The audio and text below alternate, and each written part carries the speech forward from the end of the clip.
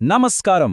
పండిట్ శ్రీరామ్ శర్మ ఆచార్యజీ రచించిన అసలైన హిందీ సాహిత్యం ఆధారంగా రూపొందించిన ఈ అద్భుతమైన వివరణాత్మక ప్రదర్శనకు స్వాగతం. ఈరోజు మనం ఒక చాలా ఇంట్రెస్టింగ్ టాపిక్ గురించి మాట్లాడుకోబోతున్నాం. అదేంటంటే మన లోపలి ఆలోచన విధానం మన చుట్టూ ఉన్న బయటి ప్రపంచాన్ని ఎలా సృష్టిస్తుంది అనేది. ఈ అద్భుతమైన గ్రంథం మనకు ఎన్నో గొప్ప సత్యాలను బోధిస్తుంది. కాబట్టి ఏమాత్రం ఆలస్యం చేయకుండా ఆ సత్యాల లోతుల్లోకి ప్రవేశిద్దాం. పదండి. ఒక్కసారి ఆలోచించండి, మనం ఆకుపచ్చ రంగు అద్దాలు పెట్టుకుంటే బయట ప్రపంచమంతా ఆకుపచ్చగానే కనిపిస్తుంది కదా. సరిగ్గా అలాగే మన దృక్పథం కూడా మన వాస్తవికతకు రంగులద్దుతుంది. మనం తరచుగా ఒక విషయం మర్చిపోతుంటాం. ఈ భౌతిక ప్రపంచమనేది అసంపూర్ణమైనది. మన మానసిక శక్తి ఒక రంగుటద్దంలాగా పనిచేసి మనం పొందే ప్రతి అనుభవాన్ని ఫిల్టర్ చేస్తుంది. అంటే మనం ప్రపంచాన్ని ఏ కోణంలో చూడాలనుకుంటామో అది మనకు అచ్చం అలాగే కనిపిస్తుందన్నమాట. దీన్ని మరింత సులభంగా అర్థం చేసుకోవడానికి ఒక చిన్న ఉదాహరణ చూద్దాం. ఒక పెద్ద చెట్టు ఉంది అనుకుందాం. అది ఒక్కొక్కరికి ఒక్కోలా కనిపిస్తుంది. ఒక వడ్రంగికి ఆ చెట్లో కేవలం కలప మాత్రమే కనిపిస్తుంది.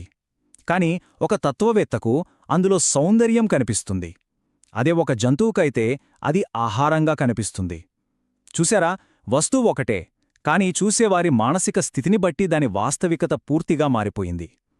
దీన్ని బట్టి మనకర్థమయ్యేది ఏంటంటే బాహ్య ప్రపంచాన్ని శాసించేది మన అంతర్గత మానసిక స్థితే. ఇదే విషయాన్ని మన ప్రాచీన పురాణాల నుంచి తీసుకున్న ఒక ఆసక్తికరమైన సంఘటన ద్వారా అర్థం చేసుకుందాం. ధర్మరాజు, దుర్యోధనుడు ఇద్దరూ ఒకే సభలో ఉన్నారు. కాని ధర్మరాజుకు ఆ సభలో ఉన్నవారందరూ మంచివార్లాగే కనిపించారు. అదే దుర్యోధనుడికి మాత్రం అందరూ చెడ్డవార్లాగే కనిపించారు. దీన్ని బట్టి మనకొక విషయం చాలా స్పష్టంగా అర్థమవుతుంది కదా. బయట కనిపించే పరిస్థితులు కేవలం మన లోపలి జీవితానికి ప్రతిబింబాలు మాత్రమే. మనలో ఉన్న సద్గుణాలను లేదా లోపాలను మాత్రమే మనం ఇతరులపై ప్రొజెక్ట్ చేస్తూ ఉంటాం.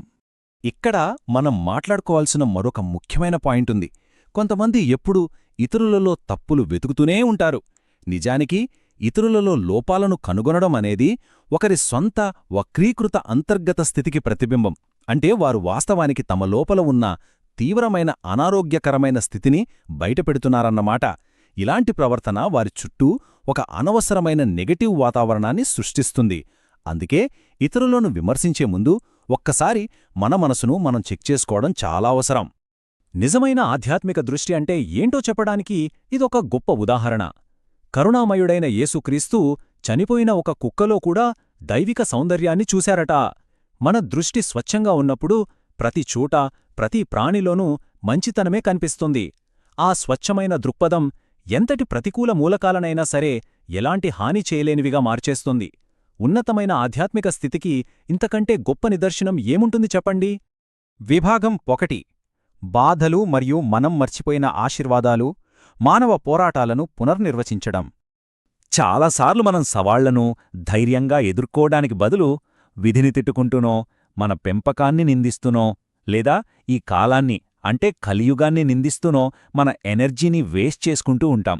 ప్రస్తుత పరిస్థితుల పట్ల విధిని లేదా ఇతరులను నిందించడం కేవలం ఒక భ్రమ మాత్రమే. ఇలాంటి నిందలు వేయటం వల్ల మనకున్న విలువైన సమయం, శక్తి వృధావటమే తప్ప ఎలాంటి ప్రయోజనముండదు. కష్టాలను ఎదుర్కొనే శక్తిని పెంచుకోవాలి కాని ఇలా ఇతరులపై నెపాలు మోపడం వల్ల మన ఎదుగుదల ఆగిపోతుంది. ఒక పరీక్షలో ఫెయిల్ అయిన ఇద్దరు విద్యార్థులను ఎగ్జాంపుల్గా తీసుకుందాం. ఒక విద్యార్థి ఆ వైఫల్యాన్ని తన జీవితమే ముగిసిపోయినంత పెద్ద విషాదంగా ఫీలవుతాడు. కాని బ్యాలెన్స్డ్ మైండ్ సెట్ ఉన్న మరొక విద్యార్థి ఆ ఫెయిల్యూర్ను కేవలం ఒక అడ్డంకిగా మాత్రమే చూసి దాన్ని అధిగమించడానికి మరింత కష్టపడతాడు.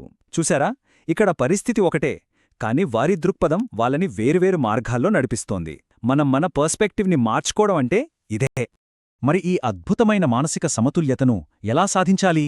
దీనికి 3 స్టెప్సున్నాయి. ఫస్ట్, మన ముందున్న సవాళ్లను యాక్సెప్ట్ చేయడం. సెకండ్, మనకంటే ఎక్కువ కష్టాల్లో ఉన్నవారిని గమనించడం. థర్డ్, భగవంతుడు మనకిచ్చిన ఆశీర్వాదాలను గుర్తించడం. ఒక్కసారి ఆస్పత్రిలో బాధపడుతున్న రోగులను లేదా తీవ్ర దారిద్ర్యంలో ఉన్నవారిని చూస్తే అప్పుడు మనకు అర్థమవుతుంది మనకున్నవి చాలా చిన్న ప్రాబ్లమ్స్ అని. అప్పుడు మన ఫిర్యాదులన్నీ సృష్టికర్త పట్ల లోతైన కృతజ్ఞతగా మారిపోతాయి. విభాగం 2: భౌతిక మరియు ఆధ్యాత్మిక దృక్పథాలు, అస్తిత్వం యొక్క నిజమైన విలువ. ఈ ఉదాహరణ వింటే మీకు ఖచ్చితంగా ఆశ్చర్యం వేస్తుంది. ఒకే గుడిలో 3 వ్యక్తులు ఉన్నారు. అందులో ఒక భక్తుడు ఆ భగవంతుని ఉనికిని ఫీలవుతూ ఆనందిస్తుంటాడు. ఒక విమర్శకుడు అక్కడున్న శిల్పాలను, ఆభరణాలను బేరీజు వేస్తుంటాడు. కాని ఒక దొంగ మాత్రం ఆ సంపదను ఎలా దొంగిలించాలా అని ప్లాన్ చేస్తుంటాడు. చూశారా? ప్రదేశం ఒక్కటే, కాని చూసేవారి దృష్టి భౌతికమైనదా, ఆధ్యాత్మికమైనదా లేదా అవినీతికరమైనదా అనే దాన్ని బట్టి అక్కడ 3 భిన్నమైన గమ్యాలు సృష్టించబడ్డాయి. నిజమైన ఆనందం ఎక్కడ ఉంటుందో తెలుసా? అంతులేని సంపదను కూడబెట్టడంలో కాదు. పొదుపు పాటించడం మరియు సరైన వినియోగం ద్వారా ఆనందం అనేక రెట్లు పెరుగుతుంది. మన దగ్గర ఉన్న వనరులు ఏవైనా సరే వాటినుంచి అత్యున్నత ఆధ్యాత్మిక మరియు ఆచరణాత్మక విలువను గ్రహించడంలోనే అసలైన సంతృప్తి దాగి ఉంది. విభాగం 3 దూరదృష్టి జ్ఞానం. రేపటి కోసం నేటిని త్యాగం చేయడం. ఇక్కడ మనం ఆలోచించాల్సిన ఒక ఇంట్రెస్టింగ్ ప్రశ్న ఉంది. మన తక్షణ కోరికలకు లొంగిపోవడమనేది మన ఆధ్యాత్మిక మరియు కుటుంబ ప్రశాంతతకు ఎందుకు శత్రువవుతుంది? సమాధానం చాలా సింపుల్ అండి. రేపటి రోజున మనకు గౌరవం, మంచి భవిష్యత్తు మరియు ఆధ్యాత్మిక భద్రత కావాలంటే ఈ రోజు మనకున్న చిన్న చిన్న స్వార్థపూరితమైన కోరికలను వదులుకోవాల్సిందే. మన తాత్కాలిక సుఖాలే మన శాశ్వత ప్రశాంతతకు అతిపెద్ద శత్రువులు అని మనం ఎప్పటికీ గుర్తుంచుకోవాలి. విభాగం 4 తప్పులను అంగీకరించే ధైర్యం, అంతర్గత తోటను శుభ్రపరచడం. మన మనస్సు ఒక అందమైన తోటలాంటిదే. అందులో కలుపు మొక్కల్లాంటి మన అంతర్గత లోపాలను గుర్తించి వాటిని నిజాయితీగా ఒప్పుకోవాలి. మన తప్పులను దాచిపెట్టడం అనేది మన లోపల ఒక విషపూరితమైన డ్యామ్ను నిర్మించడం లాంటిది. అదే ఒక తోటమాలి అందమైన పువ్వులు వికసించడానికి కలుపు మొక్కల్ని ఎలా పీకేస్తాడో, మన లోపాలను మనం ధైర్యంగా ఒప్పుకున్నప్పుడు మన మనస్సు కూడా అంతే స్వచ్ఛంగా, ప్రశాంతంగా మారుతుంది. మరి నిజమైన పవిత్రత అంటే ఏంటి?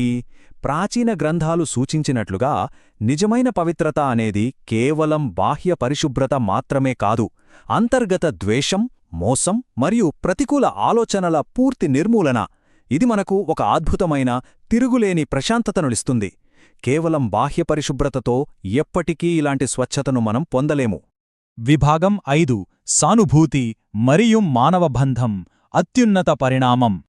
సానుభూతి అంటే ఎంపతి అనేది ఒక నైతిక శిఖరం లాంటిది. ఎవరైనా గాయపడిన వ్యక్తిని చూసినప్పుడు చూసే మన గుండెలో కూడా వెంటనే అదే బాధ కలగడమే నిజమైన సానుభూతి. మరొకరి బాధను వెంటనే మన స్వంత బాధగా అనుభవించడమే సానుభూతి. ఈ లక్షణం తోటి మనుషులందరి మధ్య ఒక విడదీయరాని దైవిక బంధాన్ని ఏర్పరుస్తుంది. ఇదే మానవాళికి అసలైన అర్థం. అలా కాకుండా కేవలం స్వార్థంతో బతికేవారి పరిస్థితి ఎలా ఉంటుందో తెలుసా? సానుభూతి లేకుండా కేవలం స్వార్థం మీద మాత్రమే దృష్టి పెట్టేవారు తమ ఒంటరితనం యొక్క చేదు పరిణామాలను తప్పక ఎదుర్కొంటారు.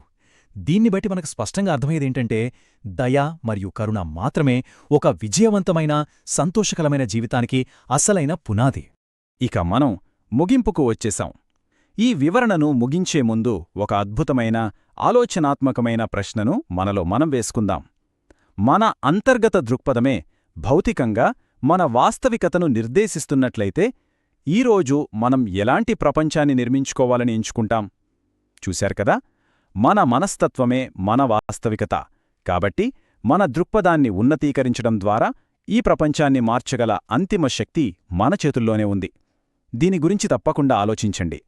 ఈ అద్భుతమైన విషయాలను పంచుకోవడం నిజంగా ఎంతో ఆనందంగా ఉంది.